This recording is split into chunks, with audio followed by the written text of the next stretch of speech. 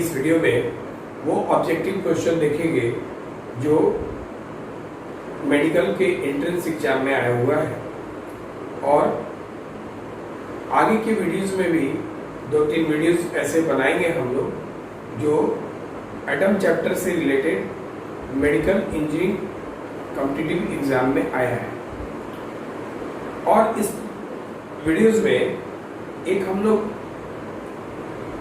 Check point भी बनाएंगे जो आपके टॉपिक वाइज ऑब्जेक्टिव को चेक करते चलेंगे, जिससे पता चलेगा कि आपने टॉपिक पर कितना मेहनत किया है। इसलिए हर वीडियोस को आप क्या करेंगे कि क्वेश्चन जैसे हम लिखेंगे तो क्वेश्चन के बाद आप कोशिश करें कि वो आप खुद सॉल्व करें, उसके बाद तो आंसर को बढ़ाएं आगे। सबसे पहले हम लोग ये वो क्वेश्चन देखते हैं जो नीट के 2016 में एग्जाम में आया था। क्वेश्चन बहुत अच्छा है, थोड़ा सा इसको थोड़ा सा घुमाया है, और लेकिन आपको हमको लगता है कि आपको कोई इससे फर्क नहीं पड़ेगा, आप सॉल्व कर सकते हैं। Given the value of Rydberg's constant is 10⁻7 metre inverse. Rydberg's constant का वैल्यू 10⁻7 मीटर इनवर्स दिया है। The wave number of last line, 1 minute, wave number of last line, nu bar of last line in hydrogen spectrum will be, मतलब यही पूछ रहा है। मतलब इसको बोलते हैं तरंग संख्या लास्ट लाइन का, अंतिम रेखा का तरंग संख्या पूछा है। लेकिन ये लास्ट लाइन ऑफ बामर सीरीज,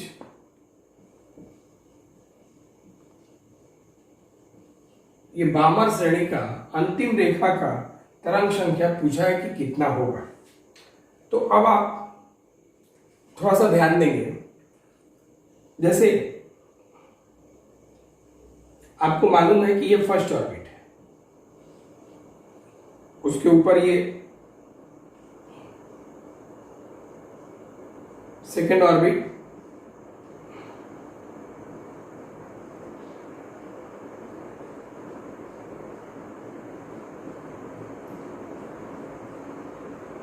ये थर्ड ऑर्बिट,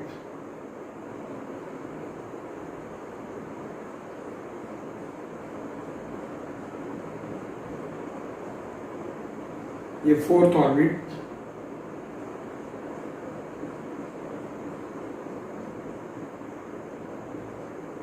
फिफ्थ ऑर्बिट,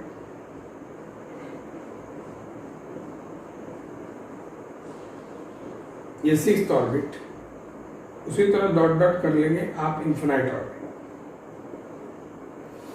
अभी ये जो बामर सीरीज हो रहा है, अगर लाइमन कहता तो फर्स्ट ऑर्बिट में आता, बामर कह रहा है तो सेकेंड ऑर्बिट में आएगा। तो सेकेंड ऑर्बिट में आएगा तो वो कहां से आएगा? तो सेकेंड ऑर्बिट में आएगा तो वो थर्ड से आएगा, या तो फोर्थ से आएगा, या तो फिफ्थ से आएगा, या तो सिक्स से आएगा, नहीं तो या तो वो इन्फिनिटी से आएगा, इन्फिनिटी से आएगा। अब ये देखिए ध्यान से, तो ये जो आपने सेकेंड ऑर्बिट में आया, ये बामर सीरीज है, मतलब ये बामर श्रेणी है।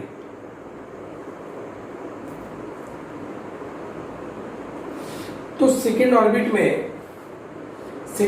में अगर आपसे कोई कहे, ये जो देखिए आप, ये थर्ड ऑर्बिट है, ये थर्ड ऑर्बिट, ये फोर्थ ऑर्बिट, ये फिफ्थ ऑर्बिट, और वो सिक्स्थ ऑर्बिट, और उसके ऊपर वाला ये इन्फिनाइट ऑर्बिट। तो कह रहे सेकेंड ऑर्बिट में पहले कहां से आया? थर्ड। तो ये आपका थर्ड से आने वाला सेकेंड में ये फर्स्ट लाइन है। अगर इससे आपको पूछा रहता कि new bar of first line, तो 2 में आप थर्ड से गिराते। पूछता आपसे न्यू बार बामर सीरीज के लिए सेकेंड लाइन का बताते, तो सेकेंड में आप, ये सेकेंड लाइन आपका, ये फर्स्ट लाइन और ये सेकेंड लाइन कहां से आया? तो फोर्थ ऑर्बिट से आया। तो उसी तरह से आपसे पूछा है कि new bar of last line बामर series का, तो बामर में 2 में आना है, 2 में आना है, और लास्ट लाइन आता कहां से? इन्फिनिटी से। तो आप याद रखें लास्ट लाइन, तो अब जहां आता है वो N1 है, बामर के लिए N1 2, और पूछा कि लास्ट लाइन, तो लास्ट लाइन 2 में कहां से आया? इन्फिनिटी से। यहां से N2 का वैल्यू इन्फिनाइट हो गया, और ये न्यू बार आपको निकालना है। बात समझे? बामर सीरीज है तो सेकंड में आएगा, सेकंड में कहां से आया? थर्ड से आया, फर्स्ट लाइन है, सेकंड में फोर्थ से आया, सेकंड लाइन है, सेकंड में फिफ्थ से आया, थर्ड लाइन है, उसी तरह से सेकंड में इन्फिनिटी से आया, ये लास्ट लाइन है। तो इन्फिनिटी N2 का वैल्यू आप इन्फिनाइट लिखे। अब ये आपको न्यू बार निकालना है, तो न्यू बार का फॉर्मूला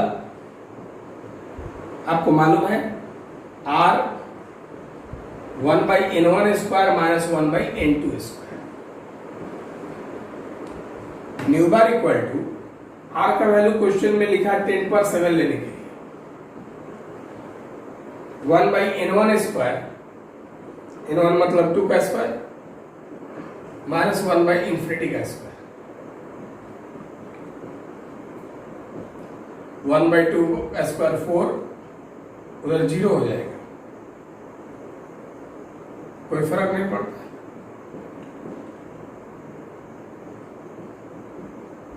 1/4 0.25,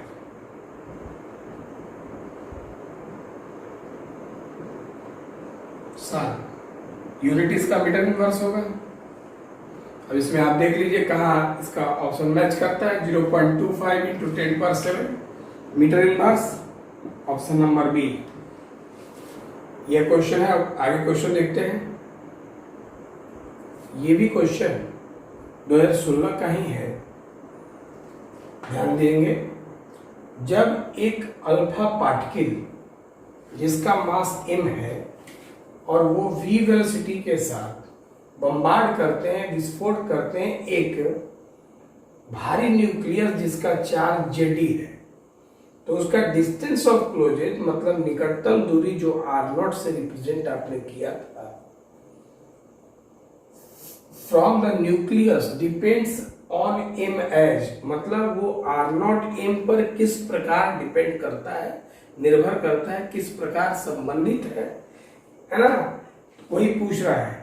मतलब जब एक अल्फा कण जिसका द्रव्यमान m है उसे v वेग के साथ एक भारी नाभिक जिसका आवेश Jd है उस पर विस्फोटित किया जाता है, तब नाभिक से इसका निकटतम दूरी द्रव्यमान m से संबंधित है।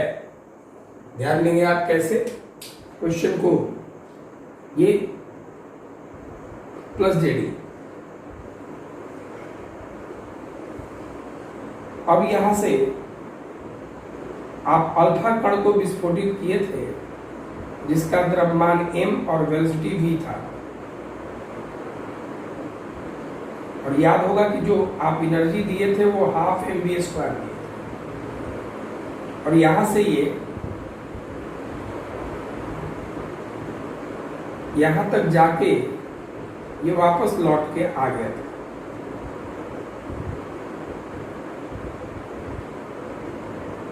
तो यही वो निकटतम दूरी है, क्लोजेस्ट अप्रोच है, जिसके बारे में क्वेश्चन में पूछा है। तो आपको मालूम है कि यहाँ इनिशियल काइनेटिक एनर्जी या बाद का पोटेंशियल एनर्जी स्थिति ऊर्जा बराबर होता है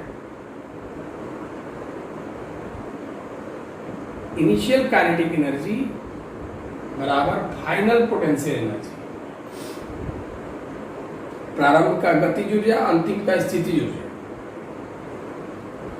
हाफ mv स्क्वायर। इसका फॉर्मूला है 1/4 pi epsilon nought Q1 Q2 divide by R। R होता है, ये आपको याद होगा,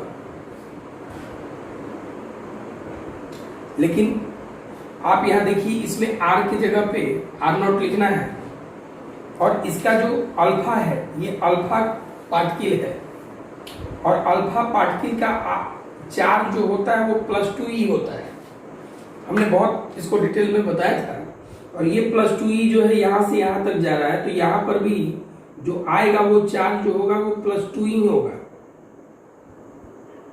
2 लिखा है, बगल में ई लिखा है, ये प्लस जेड लिखा है। तो half M B square 1/4 pi epsilon nought, Q1 की जगह 2e, Q2 की जगह जेडी, और ये जो है आर नॉट। आपको अगर याद हुआ तो आप डायरेक्ट इसको यूज करके रिलेशन दे सकते हैं, लेकिन हम इसको सॉल्व करके इसलिए बता रहे हैं कि एक तरह से रिवीजन भी हो जाएगा। ये आर नॉट को आप यहां और उसको वहां भेज देंगे, क्योंकि रिलेशन आपको आर नॉट का निकालना है। R nought equal to 1/4 pi epsilon nought 2 Z e square divide by half M B square.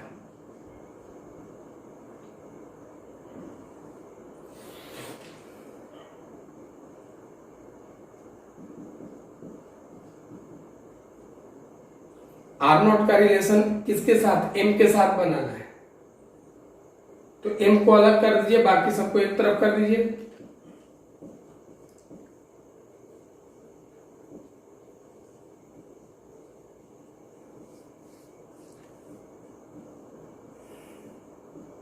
Into 1/m,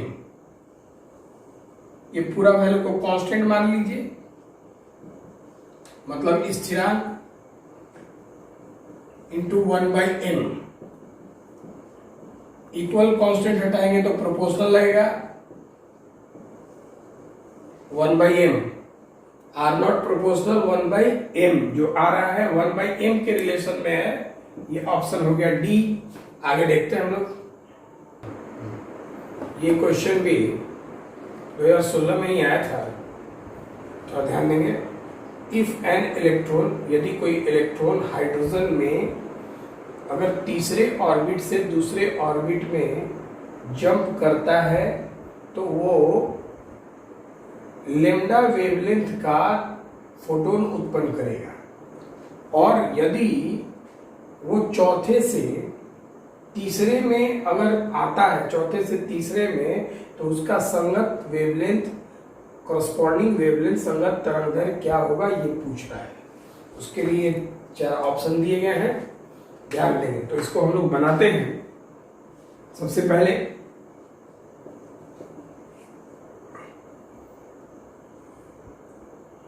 wavelength का बात है, तो न्यू बार की जगह 1/λ लिखेंगे आप, r 1/n1 square minus 1/n2 square. तो पहले के लिए तो लैम्डा ही लिखा है, तो 1/λ रहेगा।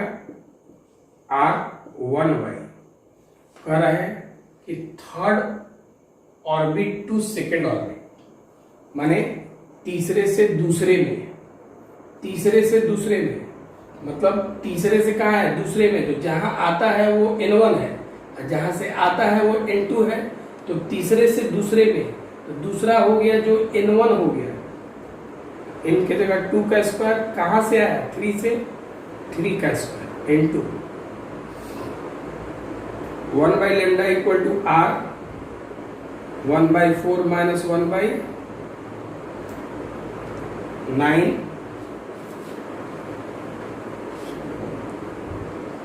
1/λ इक्वल टू r 9 और 4 का एलसीएम 36, 9 माइनस 4 हो जाएगा,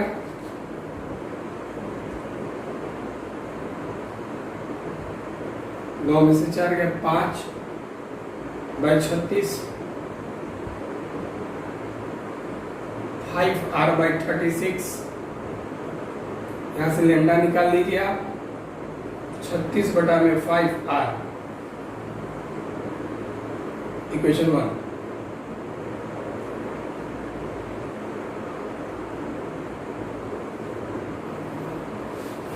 अभी कहता क्या है कि जब वो लैम्डा आप बताओ, जब वो चौथे से तीसरे में आता, चौथे से तीसरे में, तो अब ये न्यू लैम्डा और न्यू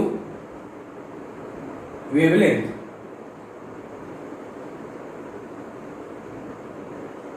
लेमडा डैश, मान लेते हैं दूसरा वाला लेमडा डैश जो हमें बताना है। अब इधर देखिए, इसी फॉर्मूला में रखते हैं आप 1 बाई लेमडा की जगह लेमडा डैश बराबर आर, चौथे से तीसरे में आया, चौथा से तीसरा में आया, जहां आया है लिखा है कि फ्रॉम फोर्थ टू थर्ड, चौथा से तीसरा है, तो जहां आया है वो N1 है, तीसरा N1 है, और जहां से आया है वो N2 है, तो N1 की जगह 3, चौथे से आया है तो 4 का स्क्वायर। 1 बाई लेमडा डैश का वैल्यू बताना है 9 minus 16। 1 by lambda dash R, 16 और 9 का एलसीएम होगा 144, 16 minus 9, 16 minus 9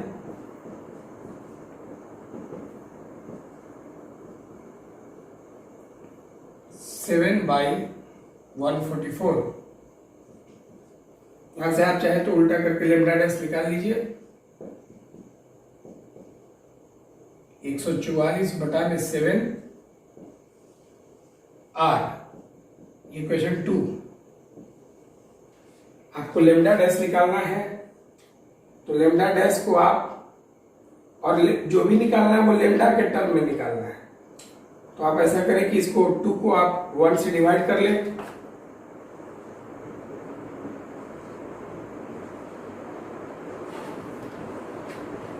lambda dash divide by lambda 144 बटा में 7R डिवाइड बाई 36 बटा में 5R, R से R कट जाएगा, 36 से ये 9 बार में कटेगा, लेमडा डैश बाई लेमडा 9, ये 5 ऊपर चला जाएगा,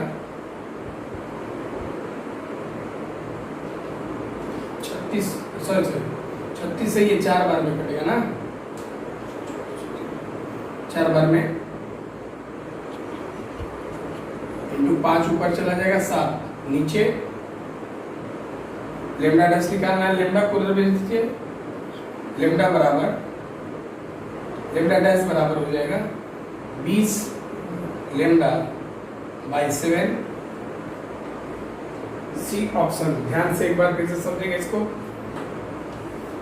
1 by lambda R 1 by N1 square minus N2 square, पहले तीसरे से दूसरे में आया, इसको लेमडा लिख के दे दिया है, तो लेमडा को छोड़ दिए, लेमडा में ही तीसरे से दूसरे में आया, तो N1 की जगह दूसरा दूध लिख दिए, जहां से आता है वो 3N2 हो गया, सॉल्व किए, इसका वैल्यू इतना आ गया।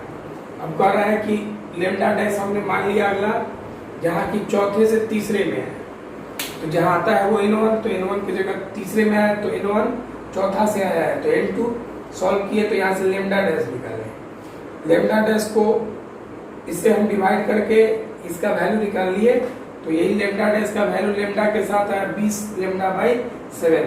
अगला क्वेश्चन देखते हैं। अभी हम लोग इस क्वेश्चन को देखते हैं, number of spectral lines in hydrogen atom. आप जानते हैं कि इन्फिनिटी तक आता है, इन्फिनिटी से तक आता है, तो और हर सीरीज में आता है, तो इसका मतलब है कि लाइन भी कितने होंगे, इनफाइनाइट होंगे। इसके बाद ये पूछा है कि the excitation potential of, potential पूछा है तो यूनिट वोल्ट में होगा, hydrogen in first excited state is, पहला excited state, ground state, hydrogen का ग्राउंड स्टेट फर्स्ट ऑर्बिट है, तो फर्स्ट ऑर्बिट से वो इलेक्ट्रॉन जाता है पहला एक्साइटेड, तो पहले ऑर्बिट में से इलेक्ट्रॉन कहाँ गया, तो दूसरे में, ये पहला एक्साइटेड स्टेट हो गया, तीसरे में जाता है तो दूसरा एक्साइटेड स्टेट हो गया। मान ली कि ये फर्स्ट ऑर्बिट है, यहाँ इलेक्ट्रॉन है, और ये सेकेंड ऑर्बिट है, ये थर्ड ऑर्बिट है, ये फोर्थ ऑर्बिट है, तो अगर ये इलेक्ट्रॉन यहां चला जाता है तो पहला एक्साइटेड स्टेट इसको कहेंगे आप, क्योंकि एक ही ऑर्बिट जंप किया है। अगर ये इलेक्ट्रॉन यहां चला जाता है तो ये दूसरा सेकेंड एक्साइटेड स्टेट है, एक दूसरा ऑर्बिट पार कर गया, दूसरा ऑर्बिट में चला गया, यहां से ये तीसरे ऑर्बिट में जंप कर गया है। पहला में था 2 3 4, ये थर्ड एक्साइटेड स्टेट है। तो अभी आपका क्वेश्चन जो बन रहा है वो फर्स्ट एक्साइटेड स्टेट, मतलब 1 से 2 में जाने का ये बन रहा है। तो En का वैल्यू होता है -13.6 by n square electron volt. First की बात करें आप तो -13.6 बाई 1 स्क्वायर इलेक्ट्रॉन वोल्ट। तो E1 बराबर 1 का स्क्वायर करेंगे तो 1 ही होगा, 1 लिखने का कोई जरूरत नहीं है। तो फर्स्ट से सेकंड में जाना है। फर्स्ट एक्साइटेड स्टेट, प्रथम उत्तेजित अवस्था, मतलब कि पहले से कहा जाएगा दूसरा में। तो अभी देखिए n स्क्वायर माइनस 2 स्क्वायर,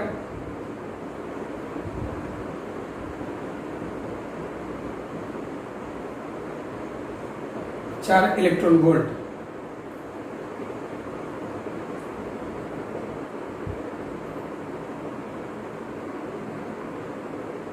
दोबारा 1,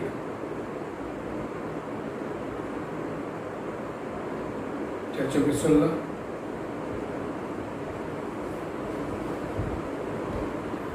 E2 का जो वैल्यू आ गया -3.4 इलेक्ट्रॉन वोल्ट आया। अब आप देखिए E1 से E2 में चला गया,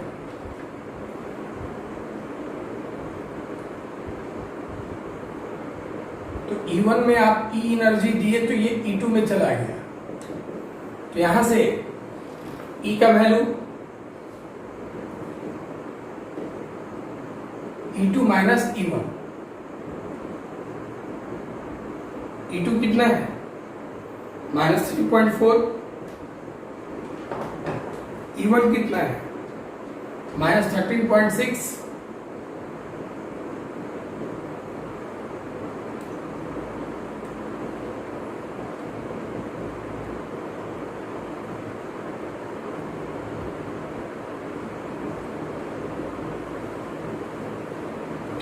ये एनर्जी निकला, इससे यूनिट इलेक्ट्रॉन वोल्ट होगा।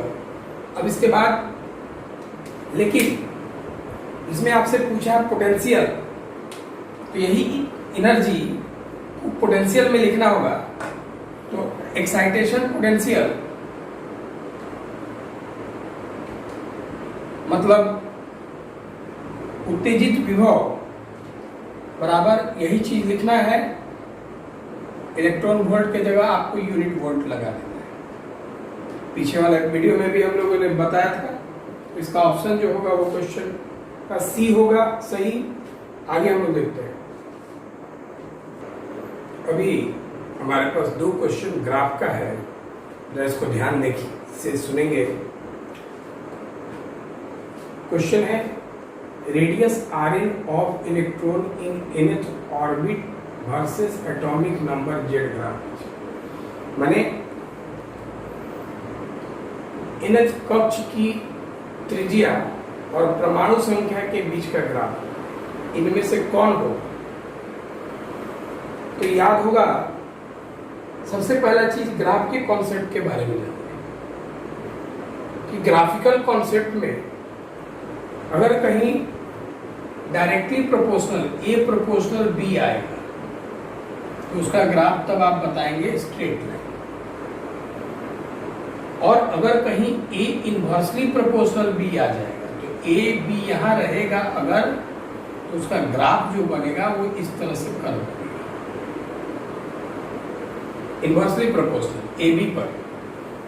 ध्यान से सुनेंगे, यही 2 कॉन्सेप्ट पे ये ग्राफ सॉल्व हो जाएगा। थोड़ा ध्यान देंगे आप। जैसे रेडियस की बात कर रहे हैं तो आपको याद होगा कि यहाँ R और Z के बीच का रिलेशन है। तो nth ऑर्बिट का रेडियस जो आप रेडियस प्रूफ किए थे आर बराबर एन स्क्वायर एच स्क्वायर बटा में 4 पाई स्क्वायर एम के जेड ई स्क्वायर आपने पढ़ा था।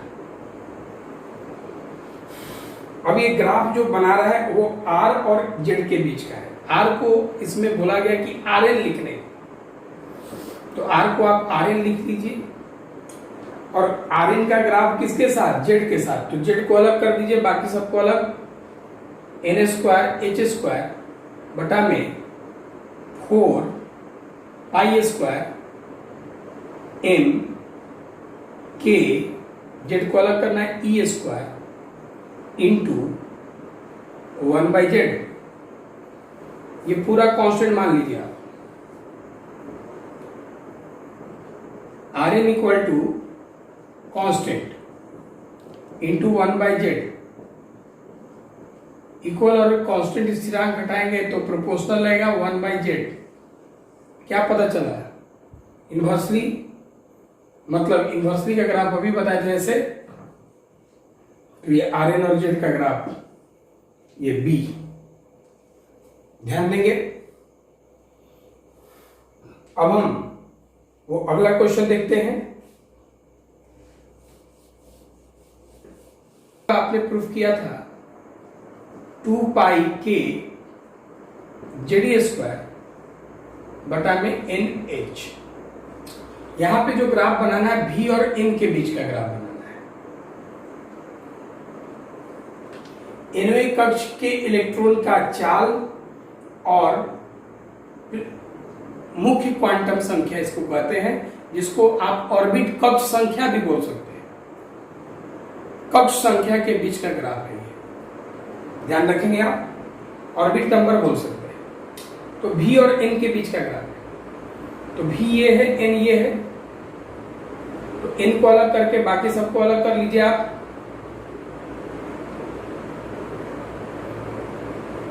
टू पाई के जेडी स्क्वायर बटा में एच इंटू एन, ये सबको कांस्टेंट मान लीजिए।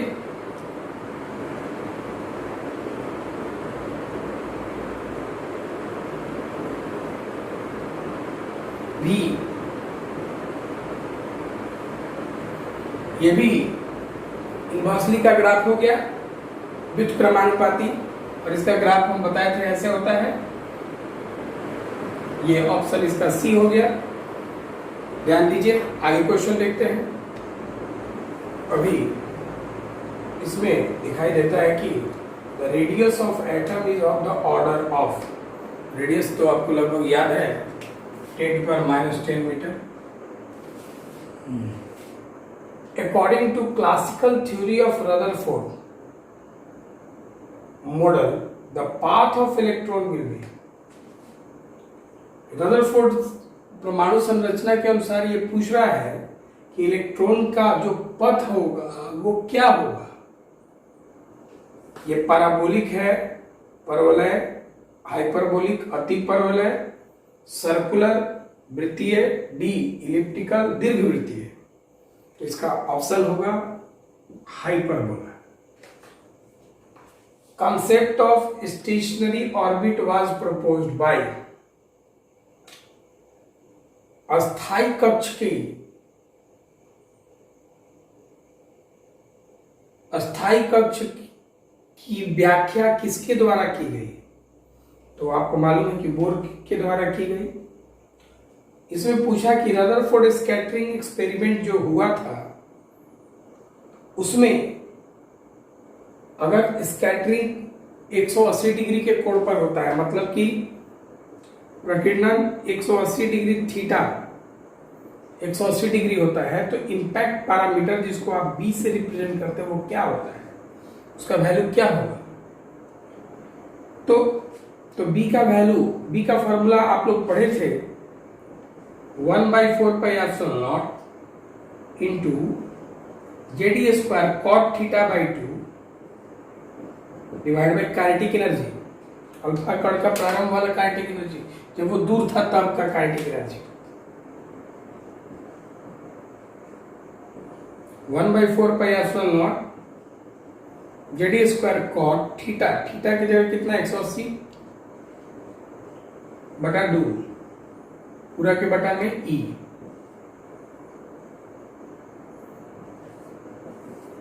One by 4 pi epsilon nought JD square cot 90 degree,